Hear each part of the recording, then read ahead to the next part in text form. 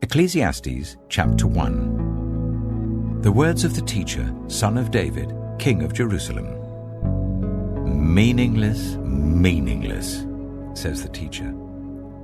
Utterly meaningless. Everything is meaningless. What do people gain from all their labors, of which they toil under the sun? Generations come and generations go, but the earth remains forever. The sun rises and the sun sets, and hurries back to where it rises. The wind blows to the south and turns to the north. Round and round it goes, ever returning on its course. All streams flow into the sea, yet the sea is never full. To the place the streams come from, there they return again. All things are wearisome, more than one can say. The eye never has enough of seeing, nor the ear its fill of hearing. What has been will be again. What has been done will be done again. There is nothing new under the sun. Is there anything of which one can say, "Look, this is something new"? It was here already long ago. It was here before our time. No one remembers the former generations, and even those yet to come will not be remembered by those who follow them. I, the teacher, was king over Israel in Jerusalem. I applied my mind to study and to explore, by wisdom, all that is done under the heavens. What a heavy burden God has laid on mankind. I have seen all the things that are done under the sun. All of them are meaningless, a chasing after the wind. What is crooked cannot be straightened. What is lacking cannot be counted. I said to myself, "Look, I have increased in wisdom more than anyone who has ruled over Jerusalem before me. I have experienced much of wisdom and knowledge." Then I applied myself to the understanding of wisdom, and also of madness and folly. But I learned that this too is a chasing after the wind. For with much wisdom comes much sorrow. The more knowledge, the more grief.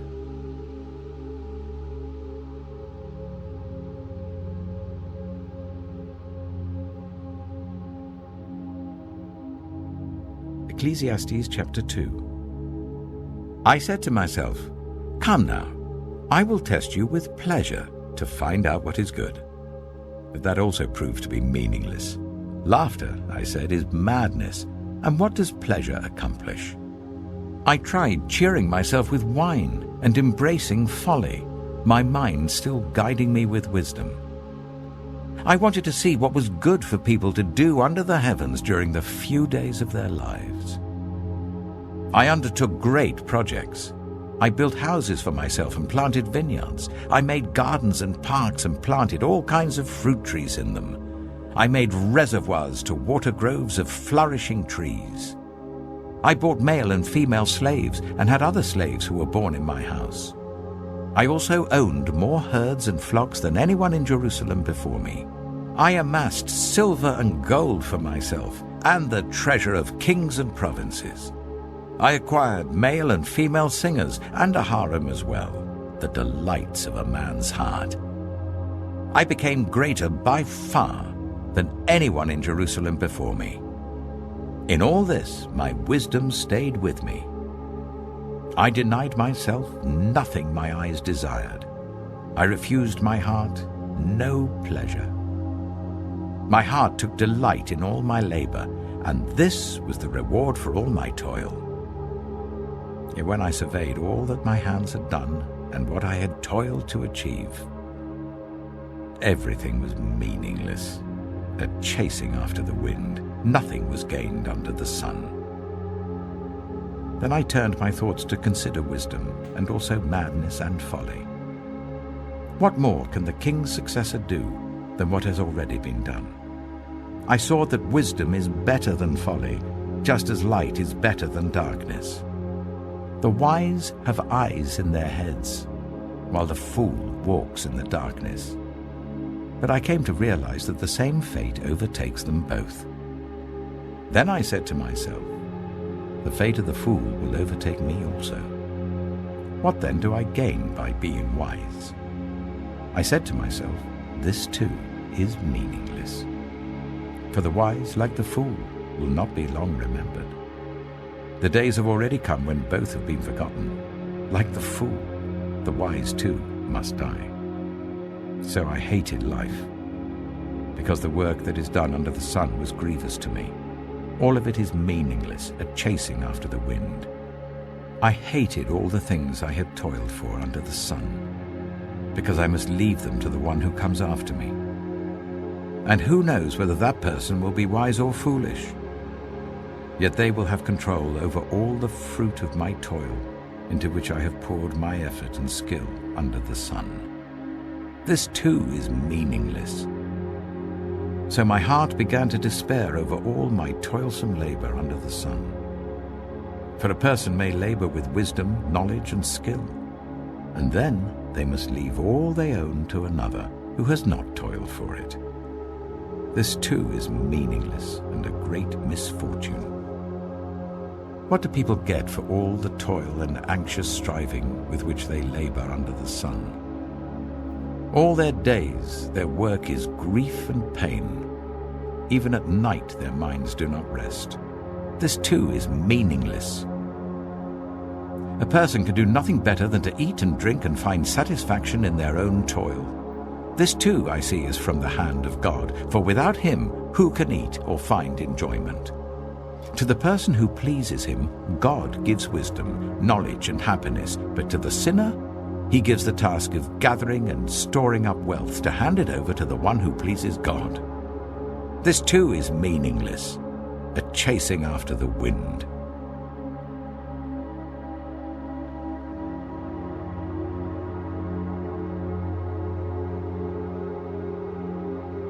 Ecclesiastes chapter 3.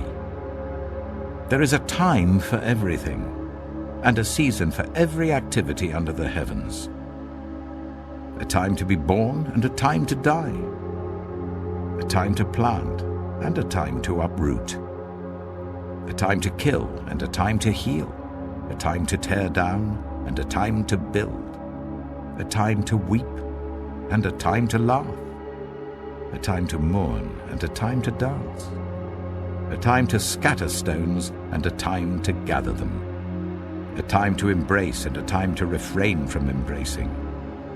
A time to search and a time to give up. A time to keep and a time to throw away. A time to tear and a time to mend. A time to be silent and a time to speak. A time to love and a time to hate. A time for war and a time for peace. What do workers gain from their toil? I have seen the burden God has laid on the human race. He has made everything beautiful in its time. He has also set eternity in the human heart, yet no one can fathom what God has done from beginning to end.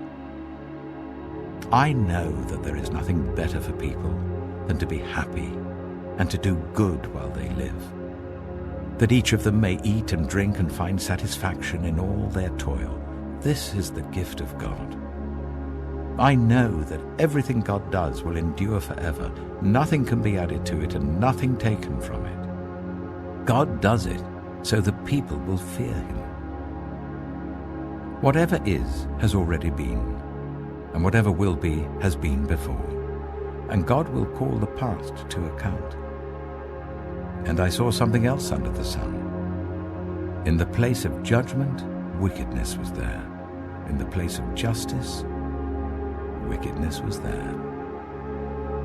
I said to myself, God will bring into judgment both the righteous and the wicked, for there will be a time for every activity, a time to judge every deed. I also said to myself, as for humans, God tests them, so that they may see that they are like the animals.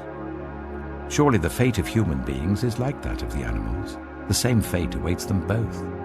As one dies, so dies the other. All have the same breath. Humans have no advantage over animals. Everything is meaningless. All go to the same place. All come from dust, and to dust all return.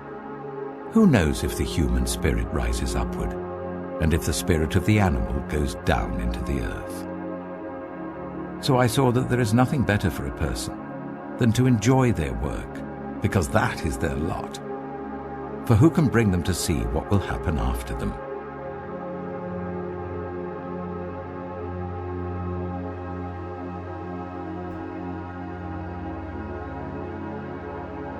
Ecclesiastes chapter 4. Again I looked and saw all the oppression that was taking place under the sun. I saw the tears of the oppressed, and they have no comforter. Power was on the side of their oppressors, and they have no comforter.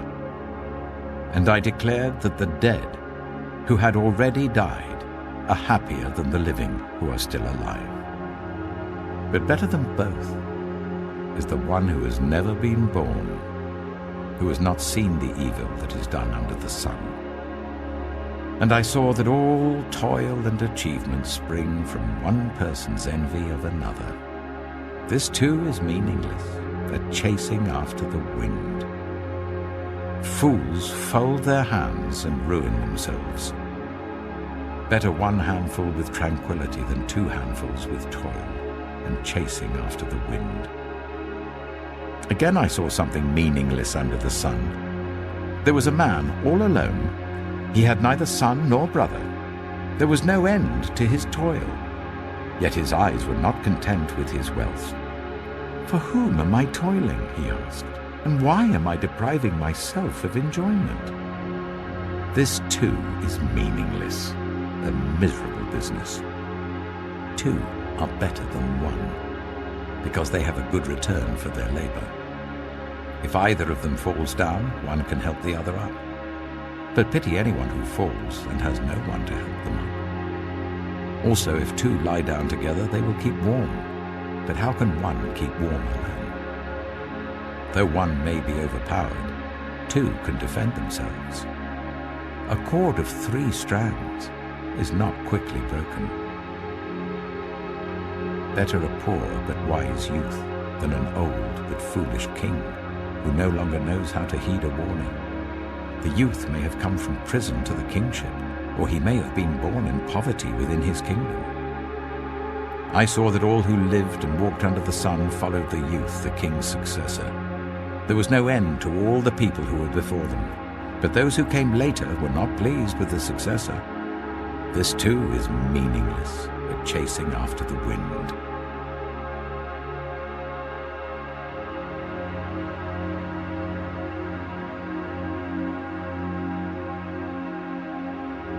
Ecclesiastes chapter 5. Guard your steps when you go to the house of God. Go near to listen, rather than to offer the sacrifice of fools, who do not know that they do wrong. Do not be quick with your mouth. Do not be hasty in your heart to utter anything before God. God is in heaven, and you are on earth, so let your words be few. A dream comes when there are many cares, and many words mark the speech of a fool. When you make a vow to God, do not delay to fulfill it.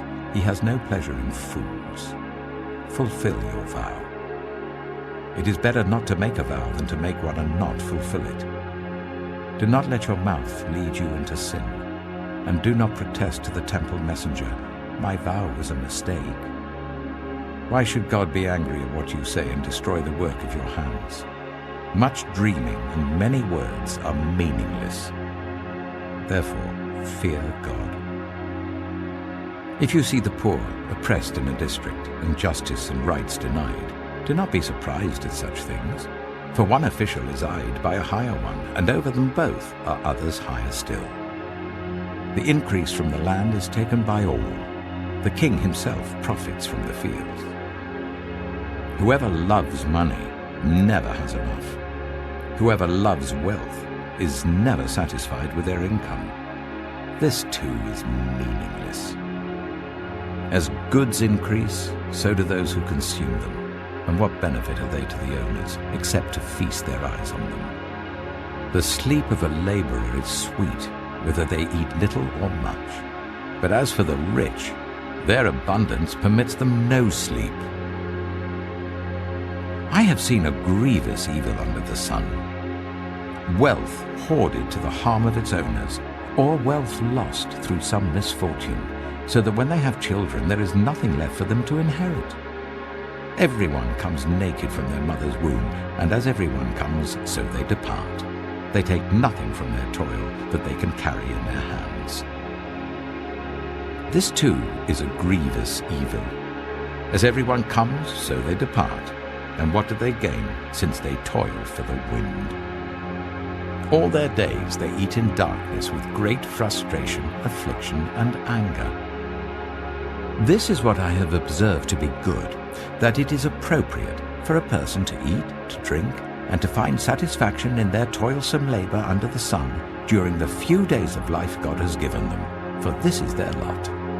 Moreover, when God gives someone wealth and possessions and the ability to enjoy them, to accept their lot and be happy in their toil, this is a gift of God. They seldom reflect on the days of their life because God keeps them occupied with gladness of heart.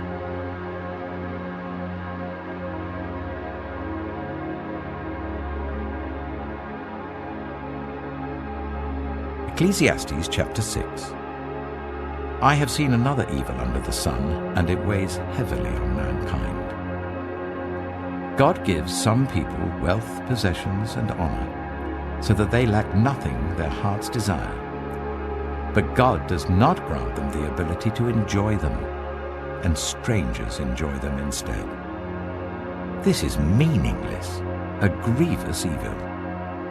A man may have 100 children and live many years, yet no matter how long he lives, if he cannot enjoy his prosperity and does not receive proper burial, I say that a stillborn child is better off than he.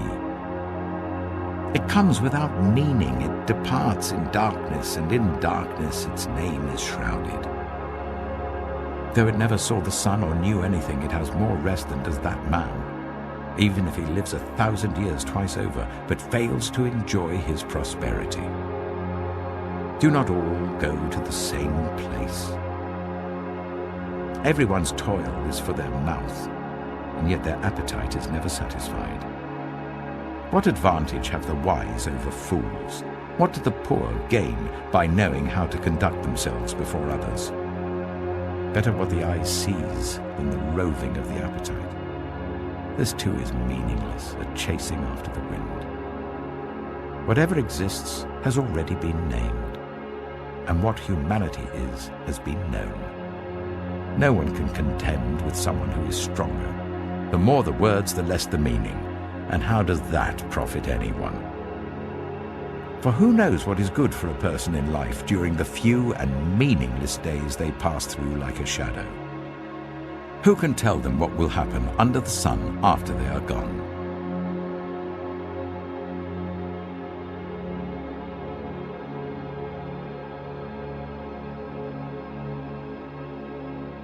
Ecclesiastes chapter 7. A good name is better than fine perfume, and the day of death better than the day of birth. It is better to go to a house of mourning than to go to a house of feasting, for death is the destiny of everyone. The living should take this to heart. Frustration is better than laughter, because a sad face is good for the heart. The heart of the wise is in the house of mourning, but the heart of fools is in the house of pleasure. It is better to heed the rebuke of a wise person than to listen to the song of fools. Like the crackling of thorns under the pot, so is the laughter of fools. This too is meaningless. Extortion turns a wise person into a fool, and a bribe corrupts the heart. The end of a matter is better than its beginning, and patience is better than pride. Do not be quickly provoked in your spirit, for anger resides in the lap of fools. Do not say, "Why were the old days better than these?" For it's not wise to ask such questions. Wisdom, like an inheritance, is a good thing and benefits those who see the sun. Wisdom is a shelter, as money is a shelter, But the advantage of knowledge is this: wisdom preserves those who have it. Consider what God has done. Who can straighten what he has made crooked? When times are good, be happy. But when times are bad, consider this: God has made the one as well as the other. Therefore no one can discover anything about their future. In this meaningless life of mine, I have seen both of these, the righteous perishing in their righteousness, and the wicked living long in their wickedness. Do not be over-righteous, neither be over-wise. Why destroy yourself? Do not be over-wicked, and do not be a fool. Why die before your time? It is good to grasp the one and not let go of the other. Whoever fears God will avoid all extremes. Wisdom makes one wise person more powerful than 10 rulers in a city. Indeed, there is no one on earth who is righteous, no one who does what is right and never sins. Do not pay attention to every word people say, or you may hear your servant cursing you. For you know in your heart that many times you yourself have cursed others. All this I tested by wisdom, and I said, I am determined to be wise, but this was beyond me. Whatever exists is far off and most profound. Who can discover it? So I turned my mind to understand, to investigate, and to search out wisdom and the scheme of things, and to understand the stupidity of wickedness and the madness of folly. I find more bitter than death the woman who is a snare, whose heart is a trap and whose hands are chains. The man who pleases God will escape her, but the sinner she will ensnare. Look, says the teacher, this is what I have discovered. Adding one thing to another to discover the scheme of things, while I was still searching but not finding, I found one upright man among 1,000, but not one upright woman among them all. This only have I found: God created mankind upright, but they have gone in search of many schemes.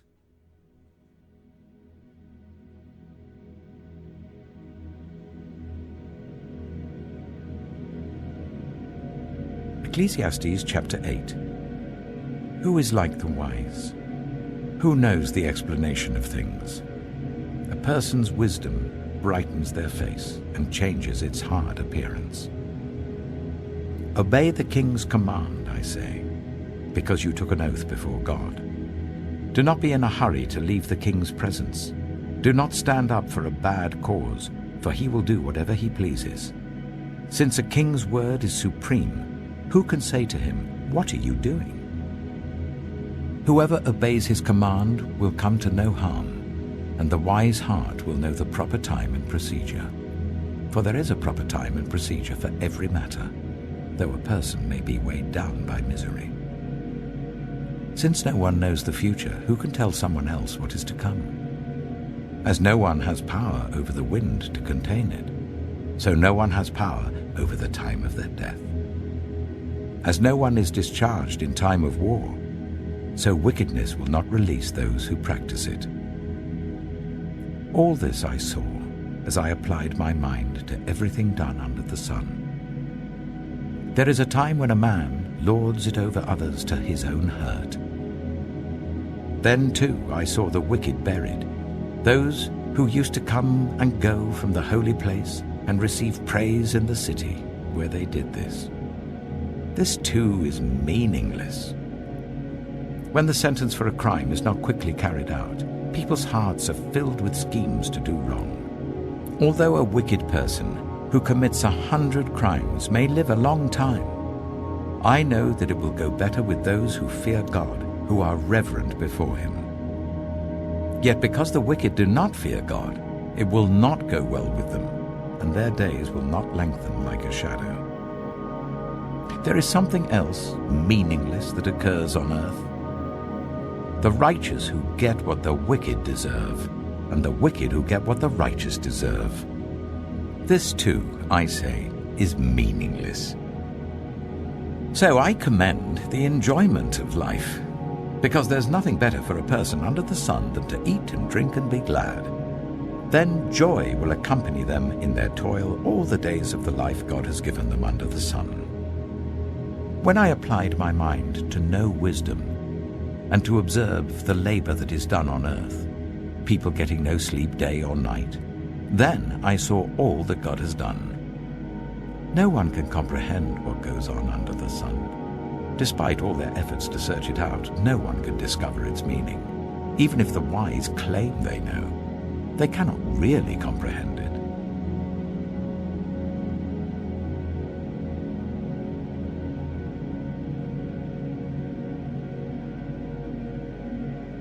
Ecclesiastes chapter 9. So I reflected on all this and concluded that the righteous and the wise and what they do are in God's hands. But no one knows whether love or hate awaits them. All share a common destiny, the righteous and the wicked, the good and the bad, the clean and the unclean, those who offer sacrifices and those who do not. As it is with the good, so with the sinful. As it is with those who take oaths, so with those who are afraid to take them. This is the evil in everything that happens under the sun. The same destiny overtakes all. The hearts of people, moreover, are full of evil, and there is madness in their hearts while they live, and afterwards they join the dead. Anyone who is among the living has hope. Even a live dog is better off than a dead lion. For the living know that they will die, but the dead know nothing. They have no further reward, and even their name is forgotten. Their love, their hate, and their jealousy have long since vanished. Never again will they have a part in anything that happens under the sun. Go, eat your food with gladness, and drink your wine with a joyful heart, for God has already approved what you do. Always be clothed in white, and always anoint your head with oil. Enjoy life with your wife whom you love, all the days of this meaningless life that God has given you under the sun, all your meaningless days. For this is your allotted life, and in your toilsome labor under the sun.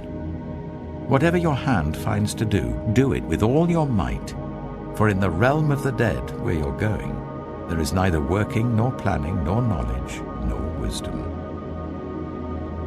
I have seen something else under the sun. The race is not to the swift, or the battle to the strong. Nor does food come to the wise, or wealth to the brilliant, or favor to the learned, but time and chance happen to them all. Moreover, no one knows when their hour will come. As fish are caught in a cruel net, or birds are taken in a snare, so people are trapped by evil times that fall unexpectedly upon them. I also saw under the sun this example of wisdom that greatly impressed me. There was once a small city with only a few people in it, and a powerful king came against it, surrounded it, and built huge siege works against it. Now there lived in that city a man, poor but wise, and he saved the city by his wisdom. But nobody remembered that poor man. So I said, wisdom is better than strength. But the poor man's wisdom is despised, and his words are no longer heeded. The quiet words of the wise are more to be heeded than the shouts of a ruler of fools. Wisdom is better than weapons of war, but one sinner destroys much good.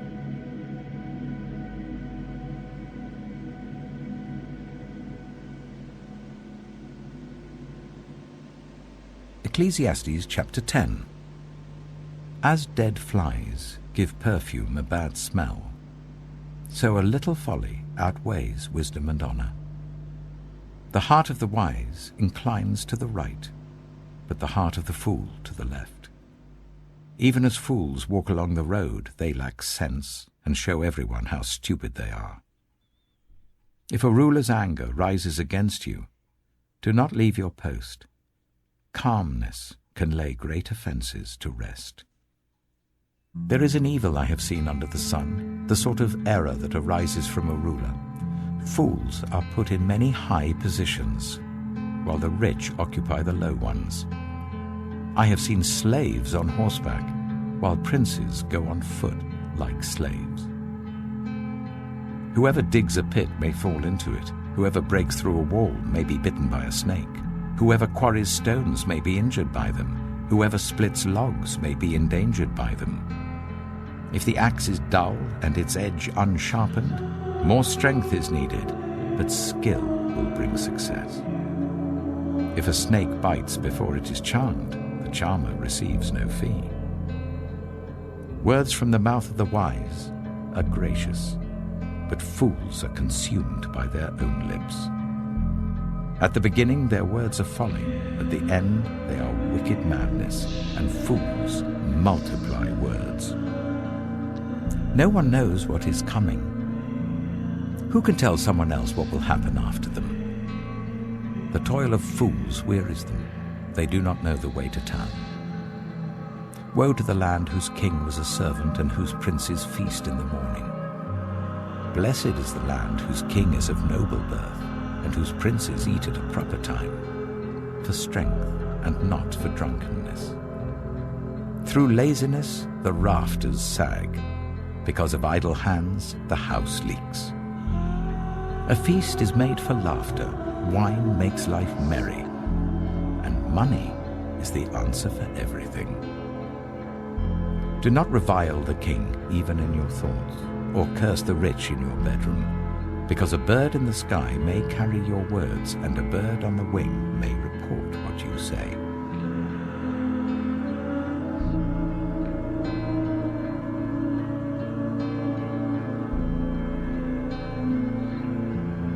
Ecclesiastes chapter 11. Ship your grain across the sea. After many days you may receive a return. Invest in 7 ventures, yes, in 8. You do not know what disaster may come upon the land. If clouds are full of water, they pour rain on the earth. Whether a tree falls to the south or to the north, in the place where it falls, there it will lie. Whoever watches the wind will not plant. Whoever looks at the clouds will not reap. As you do not know the path of the wind or how the body is formed in a mother's womb, so you cannot understand the work of God, the maker of all things. Sow your seed in the morning, and at evening let your hands not be idle. For you do not know which will succeed, whether this or that, or whether both will do equally well. Light is sweet, and it pleases the eyes to see the sun. However many years anyone may live, let them enjoy them all. But let them remember the days of darkness, for there will be many. Everything to come is meaningless. You who are young, be happy while you are young, and let your heart give you joy in the days of your youth. Follow the ways of your heart, and whatever your eyes see. But know that for all these things God will bring you into judgment. So then, banish anxiety from your heart, and cast off the troubles of your body, for youth and vigor are meaningless.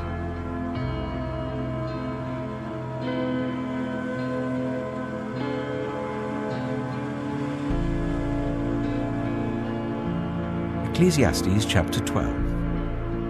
Remember your Creator in the days of your youth, before the days of trouble come, and the years approach when you will say, I find no pleasure in them. Before the sun and the light and the moon and the stars grow dark, and the clouds return after the rain, when the keepers of the house tremble and the strong men stoop, when the grinders cease because they are few, and those looking through the windows grow dim, when the doors to the street are closed and the sound of grinding fades, when people rise up at the sound of birds, but all their songs grow faint, when people are afraid of heights and of dangers in the streets, when the almond tree blossoms and the grasshopper drags itself along and desire no longer is stirred.